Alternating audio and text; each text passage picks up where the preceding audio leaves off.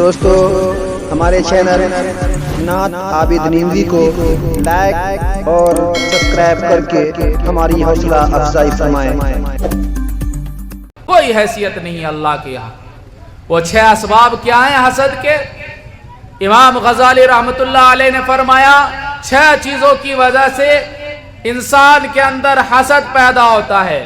Number 1 عداوت کی وجہ سے۔ کس کی وجہ سے؟ عداوت یعنی دشمنی کی وجہ سے۔ کسی بات پر کسی سے لڑائی ہو گئی، کسی سے جھگڑا ہو گیا، اب انسان اس سے یہ دشمنی کر بیٹھا، اب یہ سوچتا ہے کہ اس کا بلڈنگ ہے تو کیسے گر جائے، اس کے پاس دولت ہے تو کیسے ختم ہو جائے، اس کے پاس عزت ہے تو کیسے ذلت میں مبتلا ہو جائے۔ یہ کیوں ہو رہا ہے؟ دشمنی کی وجہ سے۔ ہوتا کہ نہیں ہوتا معاشرے میں؟ بتائے ذرا، آپ کی کسی سے دشمنی ہو جائے، آپ کے بھائی سے، آپ بھائی کو دیکھنا پسند کرتے ہیں؟ آپ کے چچا سے دشمنی ہو جائے، آپ چچا کو دیکھنا پسند کرتے ہیں؟ آپ کے پڑوس کے لوگوں سے دشمنی ہو جائے، آپ اس کو خوشحال دیکھنا پسند کرتے ہیں؟ نہیں دیکھنا پسند کرتے ہیں۔ ایسا ہے کہ نہیں؟ بولے ذرا، ایسا ہے کہ نہیں؟ تو حسد پیدا ہوتا ہے عداوت کی وجہ سے۔ دوسری وجہ حسد کے پیدا ہونے کی تعزز ہے۔ تعزز یعنی اللہ تبارک و تعالی نے کسی کمزور بندے کو علم دے دیا، علم کے ذریعے سے وہ عزت پا گیا، یا کسی کمزور بندے کو اللہ نے نیتا لیڈر بنا دیا، اس کے ذریعے سے عزت پا گیا۔ اب دوسرا آدمی جلتا ہے جو معاشرے کا بڑا سردار مانا جاتا ہے، جو معاشرے کا معزز مانا جاتا ہے، کہتا یہ تو کل ہمارے گھر کے اندر چوکیداری کرتا تھا، کل ہمارے گھر کے اندر نوکری کرتا تھا، آج یہ معزز کیوں بن گیا؟ اب تو ہمارے پاس آئے گا بھی نہیں، ہمیں سلام بھی نہیں ٹھوکے گا، اب تو ہمارے پاس بیٹھے گا بھی نہیں۔ اس لیے وہ اندر ہی اندر جل رہا ہوتا ہے، حسد کر رہا ہوتا ہے۔ ہوتا ہے کہ نہیں ایسا ہوتا ہے؟ ہوتا ہے، ہمارے معاشرے کا یہ حصہ ہے۔ تیسری چیز تکبر کی وجہ سے۔ کسی کو اللہ نے معاشرے میں رعب دبدبا دیا ہے، وہ مکھیا بن گیا، معاشرے میں رعب دبدبا دیا، وہ سردار بن گیا۔ اب وہ اپنی سرداری کے زعم میں یہ سوچتا ہے کہ دوسرا آدمی ہم سے کم تر ہے، ذلیل ہے، اس کو ہم جس طرح چاہیں گے اپنی چٹکی میں مسل کر رکھ دیں گے۔ یہ تکبر کی وجہ سے اس کے اندر حسد پیدا ہوتا ہے۔ یہ خطرناک مرض ہے کہ نہیں؟ مرض خطرناک۔ غور سے توجہ سے سنیں گے، بات سمجھ میں آئے گی۔ معاشرے کی اصلاح ضروری ہے۔ آج مسلمان تباہ و برباد ہو رہا ہے، اس کے اندر میں یہ سمجھتا ہوں 99% اس مہلک بیماری نے انسان کو تباہ کر رکھا ہے، بطور خاص مسلمان کو تباہ کر رکھا ہے۔ آپ دوسری قوموں میں چلے جائیں، سکھوں کے اندر چلے جائیں، پریشانی کے وقت دوسرے سکھ حضرات اس کی مدد کرتے ہیں۔ ہمیں یہ حکم ملا تھا، اسلام نے ہمیں یہ سکھایا تھا، لا يرحم اللہ من لا يرحم الناس، جو لوگوں پر رحم نہیں کرتا اللہ اس پر رحم نہیں کرتا۔ حضور نے فرمایا تھا الظلم ظلمات یوم القیامہ، ظلم قیامت کے دن اندھیروں کی شکل میں ہوگا۔ حضور پاک صلی اللہ علیہ وسلم نے فرمایا تھا خیر الناس من ينفع الناس، لوگوں میں سب سے بہتر وہ ہے جو دوسروں کے ساتھ بھلائی کرے۔ ہم کیا انسان، ہم کیا مسلمان، آج بھلائی تو دور، آج دوسروں سے نفرت کرنے لگے ہیں، دوسرے بھائی کو دیکھنا نہیں چاہتے، باپ کو دیکھنا نہیں چاہتے، بیوی کو دیکھنا نہیں چاہتے، ماں کو دیکھنا نہیں چاہتے، بہن کو دیکھنا نہیں چاہتے، اپنے پاس پڑوس میں بسنے والے ہزاروں افراد کو دیکھنا نہیں چاہتے، مسلم کیا غیر مسلم کو دیکھنا نہیں چاہتے۔ اسلام اس کا نام نہیں تھا، اسلام تو سراپا امن اور سلامتی کا نام تھا۔ المسلم من سلم المسلمون من لسان و یدی، مسلمان تو وہی ہے جس کی زبان اور ہاتھ کی جا سے دوسرے مسلمان محفوظ رہے۔ ہمارا تو یہ کارنامہ ہونا چاہیے تھا، ہمارے اندر تو یہ باتیں ہونی چاہیے تھی، لیکن ہم آپس میں ایک دوسرے سے جل جل کے مر رہے ہیں، ایک دوسرے سے جل جل کے مروا رہے ہیں، ایک دوسرے سے جل جل کے اس کو جو ہے پریشان کر رہے ہیں۔ جبکہ اسلام کا یہ مزاج تھا آپ ہمدردی کریں، خیر خواہی کریں، باہمی تعلق کو مضبوط رکھیں، آپ اتحاد کے ساتھ رہیں، آپ اخوت اسلامی کے ساتھ رہیں۔ معاشرے میں کسی کی پریشانی ہو، اگر کسی کو کوئی کانٹا چبھتا ہے تو اسلام یہ کہتا ہے کہ دوسرے مسلمان کو تکلیف ہونا چاہیے۔ آج تو ہم دوسرے کے کانٹا چبھنے پہ جو ہے خوشی کا اظہار کرتے ہیں۔ تو بہرکیف یہ تیسری چیز تھی۔ چوتھی چیز حسد کے پیدا ہونے کی یہ ہے فوات مقصد۔ کسی انسان سے آپ کو کوئی مفاد یا کوئی غرض تھا، انہوں نے مثال کے طور پہ کہا کہ آپ فلاں تاریخ میں آنا، آپ کو ضرورت ہے پیسے کی، وہ بیچارہ پیسے لینے کے لیے پہنچتا ہے وہ تاریخ میں قرض، لیکن اتفاق سے وہ نہیں ملتا ہے، یا ملتا ہے تو کہتا بھائی میری مجبوری ہے، پیسہ جو ہے پورا نہیں ہو سکا اس لیے میں قرض نہیں دے سکتا، کہ یار آپ انتظام کر لیں۔ اب انسان اپنے مقصد کے فوت ہوتے ہی اس سے جو ہے جلنا شروع۔ ایسا ہوتا کہ نہیں؟ مثال کے طور پر آپ کے وارڈ کمشنر ہے، اس نے کہا کہ بھائی اندرا آواس دلا دوں گا، نہیں دلایا، آپ اس سے دشمنی کرنے لگے۔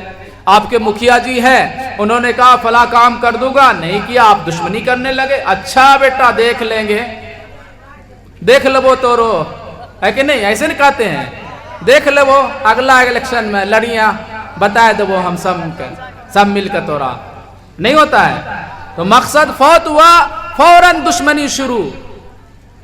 اسلام کا یہ مزاج نہیں ہے۔ آپ کو سمجھنا چاہیے تھا، آپ کو سوچنا چاہیے تھا۔ ہو سکتا ہے اس نے کوشش کی، وہ اپنے کوشش میں ناکام ہو گیا، ہو سکتا ہے کہ خود اس کی ایسی ضرورت پیش آ گئی کہ اس نے اپنے پیسے کو وہاں انویسٹ کرنا ضروری سمجھا، وہاں لگانا ضروری سمجھا۔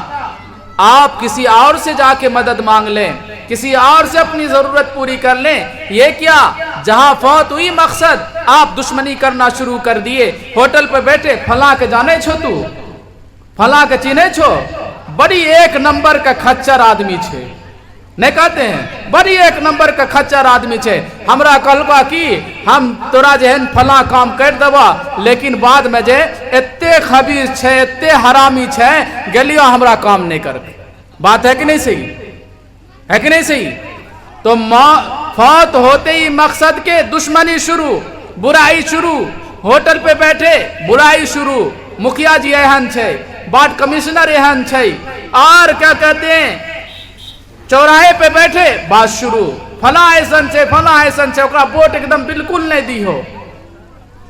سردار سے کوئی غلطی ہوئی، فلاں سردار ایسن چھے، وہ تو مسجد کا پیسہ کھائے گر لے، وہ تو ہے قبرستان کا پیسہ کھائے گر لے۔ اب برائی شروع ہو گئی۔ تو یہ چیز حسد پیدا کرتا ہے۔ پانچویں چیز کیا ہے؟ تعجب۔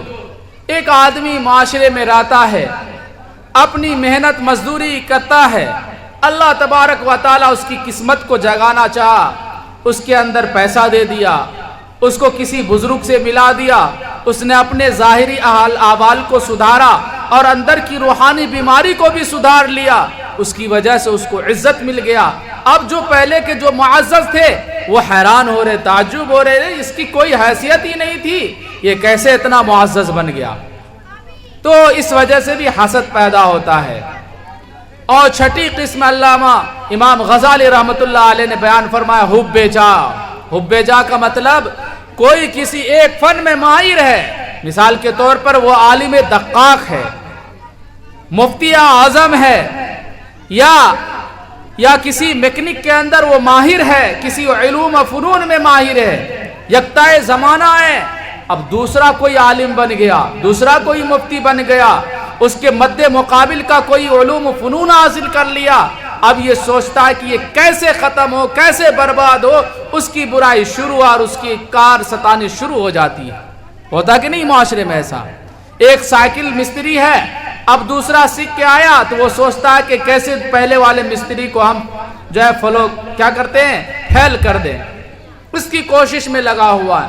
تو یہ وہ اسباب ہیں 6 جس کی وجہ سے انسان کے اندر حسد جیسی مہلک بیماری پیدا ہوتی ہے۔ اب سنیں حضور پاک صلی اللہ علیہ وسلم کو بھی تو پتا چلا کہ حسد معاشرے کے اندر سرایت کر رہی ہے۔ حسد کی زہرناکی اور ہولناکی کا پتہ جب حضور پاک صلی اللہ علیہ وسلم کو چلا تو مختلف موقع پر حضور نے فرمایا مختلف ارشادات۔ مثال کے طور پر ہم سب میدان محشر میں ہوں گے، کہاں ہوں گے؟ میدان محشر میں۔ میدان محشر کی حولناکی کتنا خطرناک ہے، المناکی کتنا خطرناک ہے۔ سارے انبیاء آدم علیہ السلام سے لے کے عیسیٰ علیہ السلام تک سب کے سب نفسی نفسی پکار رہے ہوں گے۔ سارے امتی آدم علیہ السلام کی امت سے لے کے عیسیٰ علیہ السلام کی امت، بلکہ امت محمدیہ تک سب نفسی نفسی کے عالم میں ہوں گے، اور سورج بالکل آپ کے سر سے ایک ہاتھ اونچا ہوگا، ایک نیزہ اونچا ہوگا بس۔ یہاں تک لکھا ہے حدیث کی کتابوں میں، کوئی اپنے گناہ کی وجہ سے جو پانی اس کے جسم سے نکل رہا ہوگا، کوئی ٹخنوں تک، کوئی گھٹنوں تک، کوئی کمر تک، اور کوئی سینوں تک، کوئی گلے تک ڈوبا ہوا ہوگا، اور سورج کی تپش جو ابھی ہزاروں کروڑوں اربوں میل دور ہے، وہاں سے جب دھوپ برستی ہے آسمان سے تو ہم لوگ کتنا پریشان ہو جاتے ہیں۔ دھوپ سے بچنے کے لیے چھتری کا انتظام، دھوپ سے بچنے کے لیے ٹالی کا انتظام، دھوپ سے بچنے کے لیے چھت کا انتظام، دھوپ سے بچنے کے لیے پنڈال کا انتظام کرتے ہیں، لیکن کل قیامت میں روز محشر میں کسی چیز کا انتظام نہیں کریں گے، اور سورج بھی بالکل ایک نیزہ، ایک ہاتھ اوپر ہوگا بس۔ اب سمجھیے کہ کتنی گرمی ہوگی، کتنی پریشانی ہوگی۔ ایسے عالم میں اگر حضور پاک صلی اللہ علیہ وسلم سے ہم سب شفاعت کی امید لگائے بیٹھے ہوں، آرزو کیے بیٹھے ہوں، تمنا کیے بیٹھے ہوں، اور اگر حضور نے فرما دیا کہ میرا اس سے کوئی تعلق نہیں، اس کا مجھ سے کوئی تعلق نہیں، تو بتاؤ اس آدمی کا کیا ہوگا؟ بتاؤ بھائی، اس آدمی کا اس وقت کیا ہوگا جب کہہ دے کہ حضور یہ میرا نہیں ہے اور اس کا مجھ سے کوئی تعلق نہیں ہے، تو اس وقت کیا ہوگا؟ سنیں حدیث کے اندر عبداللہ بن بصر رضی اللہ تعالیٰ عنہ کی روایت ہے کہ نبی کریم صلی اللہ علیہ وسلم نے ارشاد فرمایا، لیس منی ذو حسد ولا نمیمتی ولا کہانتی ولا انا من، کہ حسد کرنے والے اور چغلی کھانے والے، آج دیکھ لیجئے معاشرے کے اندر حسد میں سارے لوگ مبتلا ہیں 99%، اور چغل خوری میں بھی۔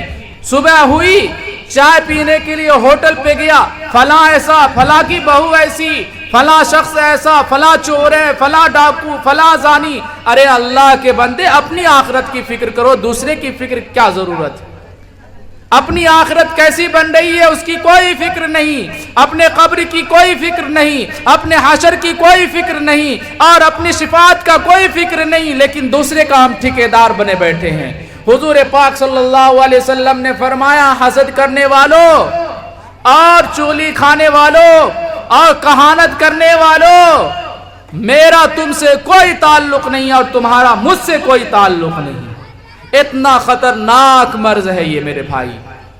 آج ہم سب پریشان ہیں، گھر کے اندر خیر نہیں، برکت نہیں، عمر میں خیر نہیں، برکت نہیں، صحت کے وجہ سے ہم سب پریشان ہیں، دکان میں برکت نہیں، خیر نہیں، اور اسی طریقے سے کھیت کھلیان کے اندر خیر اور برکت نہیں۔ جس کو دیکھو ہر کوئی اپنا رونا رو رہا ہے، بھائی میں تو بیماری رہتا ہوں ہمیشہ، بھائی ہمارے تو ہر وقت جو ہے مال ضائع ہو جاتے ہیں، کھیتی کرتا ہوں اس میں برکت نہیں ہوتی ہے، دکان چلاتا ہوں اس میں آمدنی صحیح طریقے سے نہیں۔ ارے ہوگا تو کہاں سے ہوگا؟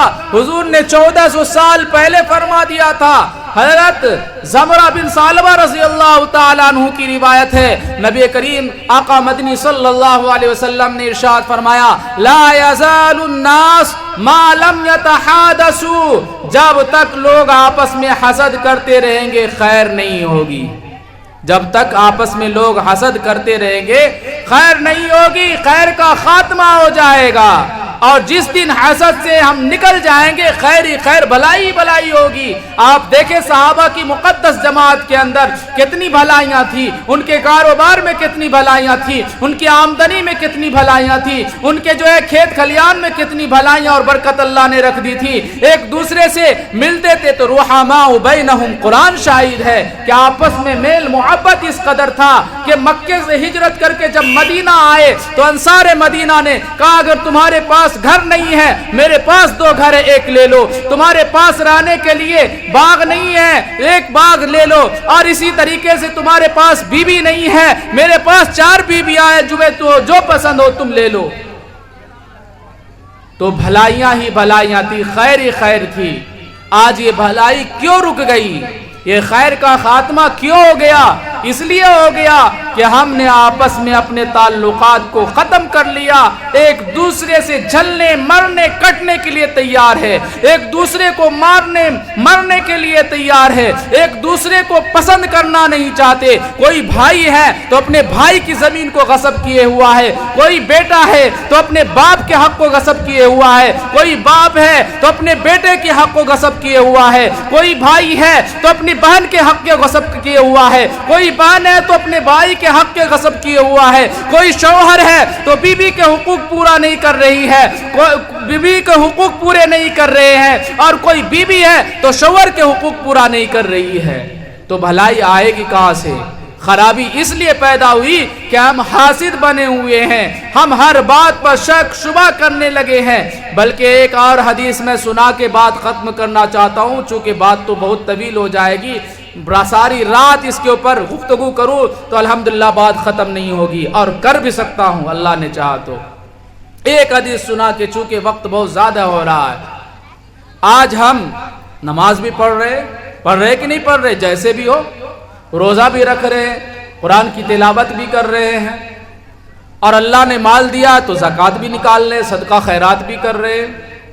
جو کچھ بھی ہو، ٹوٹی پھوٹی ہی شکل میں ہو، ہم کر رہے کہ نہیں کر رہے؟ لیکن میرے بھائیو، آپ نماز پڑھ کے نکل رہے ہو، ہم یہ سوچ رہے ہیں نماز پڑھ کے کہ میرے اکاؤنٹ میں نماز کا ثواب پہنچ رہا ہے۔ ہم قرآن کی تلاوت کر کے اٹھ رہے ہیں تو ہم سوچ رہے ہیں کہ قرآن کا ثواب میرے اکاؤنٹ میں پہنچ رہا ہے۔ ہم زکوٰۃ ادا کر رہے ہیں تو ہم سوچ رہے ہیں کہ زکوٰۃ کا ثواب میرے اکاؤنٹ میں پہنچ رہا ہے۔ کسی کے ساتھ بھلائی کر رہے ہیں تو ہم سمجھ رہے ہیں کہ اس کا ثواب میرے اکاؤنٹ میں پہنچ رہا ہے۔ ہم کسی کے ساتھ ہمدردی کر رہے ہیں تو ہم یہ سوچ رہے ہیں کہ اس کا ثواب میرے اکاؤنٹ میں پہنچ رہا ہے۔ لیکن حضرت ابو ہریرہ رضی اللہ تعالیٰ عنہ کی ایک حدیث سنانے لگا ہوں، جس حدیث کو سن کر آپ دہل جائیں گے، ہل جائیں گے کہ آپ کی کوئی نماز آپ کے کھاتے میں نہیں جا رہی ہے، آپ کا کوئی صدقہ آپ کے کھاتے میں نہیں جا رہی ہے، آپ کا کوئی بھلائی آپ کے کھاتے میں نہیں جا رہی ہے، آپ کی تربیت اولاد کی جو ہے ثواب کی شکل میں آپ کے کھاتے میں نہیں جا رہی ہے۔ کیوں نہیں جا رہی ہے؟ حضرت ابو ہریرہ رضی اللہ تعالیٰ عنہ فرماتے ہیں کہ نبی اکرم صلی اللہ علیہ وسلم کا ارشاد عالی ہے، ایاکم والحسد، اے لوگو حسد سے بچو۔ کیوں بچو؟ فإن الحسد یأکل الحسنات کما تأکل النار الحطب العشب، کہ تمہاری نیکیوں کو حسد اس طرح ختم کر دیتی ہے جس طرح لکڑی کو آگ جلا کر خاکستر کر دیتی ہے۔ اللہ اکبر کبیرہ۔ اس لیے نماز پڑھ کر بھی ہمارا ثواب ہمیں نہیں پہنچ رہا ہے اگر ہم اس بیماری کے اندر مبتلا ہے، تلاوت کر کے بھی ہمارا ثواب ہمارے نامہ اعمال میں نہیں پہنچ رہا ہے اگر ہم اس بیماری کے اندر مبتلا ہے۔ ایک واقعہ حدیث کی سنا کر میں ختم کرنا چاہتا ہوں۔ اگر آپ کے دل میں حسد نہیں ہے بلکہ غبطہ ہے تو اس کا انعام دیکھے کہ اللہ آپ کو کتنا نوازے گا۔ ایک حدیث ہے جس کی راوی حضرت انس بن مالک رضی اللہ تعالیٰ عنہ ہے، اور وہ حدیث سعد بن مالک رضی اللہ تعالیٰ عنہ کے سلسلے میں۔ ایک مرتبہ سرکار دو عالم آقا مدنی عربی محمد صلی اللہ علیہ وسلم مسجد میں تشریف فرماتے، اسی طرح صحابہ کی چند جماعت بیٹھی ہوئی تھی۔ آپ علیہ الصلوۃ والسلام نے فرمایا کہ ابھی دیکھو تمہارے سامنے ایک جنتی آئے گا۔ کون آئے گا؟ بولو بھائی، ایک جنتی آئے گا۔ صحابہ پیچھے مڑ کر دیکھے، یوں اس طرح، فطلع رجل من الانصار، انصار میں سے ایک صحابی چلے آ رہے ہیں۔ وہ صحابی کون تھے؟ سعد بن مالک رضی اللہ تعالیٰ عنہ۔ وہ صحابی کون تھے؟ سعد بن مالک رضی اللہ تعالیٰ عنہ۔ فطلع رجل من الانصار تنطف لحیۃ من وضوئه قد علق نعلیہ بید الشمال، اور کس حال میں چلے آ رہے ہیں کہ ان کے داڑھی سے وضو کا پانی ٹپک رہا ہے، اور اپنے بائیں ہاتھ میں جوتی یا چپل اٹھا رکھے ہیں۔ آپ صلی اللہ علیہ وسلم نے فرمایا دیکھو وہ جنتی آ رہے ہیں۔ بات ختم ہو گئی. دوسری مجلس لگی. آپ صلی اللہ علیہ وسلم نے فرمایا کہ دیکھو تمہارے سامنے ایک جنتی آئیں گے. لوگوں نے پیچھے مڑ کر دیکھا تو دیکھا کہ وہی سعد بن مالک رضی اللہ عنہ تشریف لا رہے ہیں. پھر تیسرے دن مجلس لگی. آقا صلی اللہ علیہ وسلم نے پھر فرمایا کہ دیکھو تمہارے سامنے ایک جنتی آئے گا. لوگوں نے پیچھے مڑ کر دیکھا تو دیکھا کہ سعد بن مالک رضی اللہ تعالیٰ، یعنی تینوں دن سعد بن مالک رضی اللہ تعالیٰ عنہ آ رہے. تو اس مجلس میں ایک صحابی رسول اور بیٹھے ہوئے تھے، عبداللہ بن عمر بن سعد رضی اللہ تعالیٰ عنہ. ان کے دل میں یہ شوق پیدا ہوا، ارے ہم تو آج عالموں کی تقریر سنتے ہیں، اپنے بزرگوں کی تقریر سنتے ہیں، اپنے اماموں کی تقریر سنتے ہیں، لیکن دل میں جذبہ نہیں پیدا ہوتا ہے کہ عمل کرے. ادھر سے اس کان سے سنا، ادھر سے نکال دیا. ارے کرنا تو ہمیں وہی ہے جو ناچ گانے میں ہوتا ہے، ہمیں کرنا تو وہی ہے جو شاہ رخ خان کرے گا، جو امیتابھ بچن کرے گا، اور جو فلمی دنیا کے دیگر اسٹار کریں گے وہی کرنا ہے. ہمیں تو حضور کی بات سے کوئی مطلب نہیں، قرآن سے کوئی مطلب نہیں. ان مولویوں کا کہنے کا کام ہے، کہہ لیں گے کوئی بات نہیں، عمل تو بس وہی کام کرنا ہے جو شیطان ہمیں کروائے گا. سنیں اس واقعے کے اندر عبرت ہے، اور اپنی بات کو بھی میں ختم کروں گا اس واقعے کو سنانے کے بعد. سعد بن مالک رضی اللہ تعالی عنہ، ان کے دل کے اندر داعیہ پیدا ہوا کہ تینوں دن اللہ کے نبی صلی اللہ علیہ وسلم نے ان کے سلسلے میں جنت کا جو ہے سرٹیفکیٹ عطا کیا اور تمام صحابہ کے سامنے عطا کیا. عبداللہ بن عمر بن عاص رضی اللہ تعالیٰ عنہ کے دل کے اندر داعیہ پیدا ہوا، آخر ان کا وہ کون سا عمل ہے، ان کی اندر وہ کون سی چیز ہے جس کی وجہ سے بڑے مجمع میں اللہ کے نبی صلی اللہ علیہ وسلم نے جنتی ہونے کا سرٹیفکیٹ مرحمت فرمایا. یہ شوق پیدا ہوا. مجلس ختم ہوئی، سعد بن مالک جانے لگے تو عبداللہ بن عمر بن عاص رضی اللہ تعالیٰ ان کے پیچھے ہو لیا اور کہا بھائی ذرا سنو ایک بات. کہا کیا بات ہے؟ کہا ہمارے اور ہمارے والدین کے درمیان کچھ لڑائی جھگڑے ہیں، اس لیے میں چاہتا ہوں کہ 3 دن آپ کے یہاں سو جاؤں، آپ کے یہاں رہوں. کہا کوئی بات نہیں، آپ ہمارے یہاں بے تکلف رہے، کوئی حرج کی بات نہیں ہے. اصل ان کا مقصد کیا تھا کہ ان کے اعمال کو دیکھنا تھا، ان کے عمل کو دیکھنا تھا کہ وہ رات کے اندر کیا عمل کرتے ہیں، دن میں کیا عمل کرتے ہیں، لوگوں کے ساتھ ملتے ہیں تو کیا عمل کرتے ہیں. انہوں نے 3 دن کا وقت گزارا، کچھ نہیں دیکھا. وہی دیکھا کہ وہ وقت پر نماز پڑھتے اور مسجد سے باہر آتے، اپنے کھیت کھلیان اور گھر میں رہتے، کوئی خاص عمل نہیں. بس یہ دیکھا رات میں جب آنکھ کھلتی ہے، اذا تعار تقلب علی فراشی ذکر اللہ وکبر، جب بھی آنکھ کھلتی ہے رات کے اندر بس اللہ کا ذکر کر لیتے، اس کے علاوہ کوئی عمل نہیں دیکھا. جیسے دوسرے صحابہ نماز پڑھتے یہ بھی نماز پڑھتے، جیسے دوسرے صحابہ قرآن کی تلاوت کرتے یہ بھی کرتے ہیں، جیسے دوسرے صحابہ حضور کی مجلس میں بیٹھتے یہ بھی بیٹھتے، اور کوئی ایسا عمل نہیں تھا. 3 دن جب ہو گیا تو ان سے رہا نہیں گیا اور کہا سعد میرے باپ سے کوئی لڑائی جھگڑا نہیں ہے، بلکہ میں تو اس وجہ سے آیا تھا فَلَمْ أَرَكَ عَلِمْتَ كَبِيرَ عَمَلٍ، کہ تمہارے اس بڑے عمل کو دیکھنے کے لیے آیا تھا.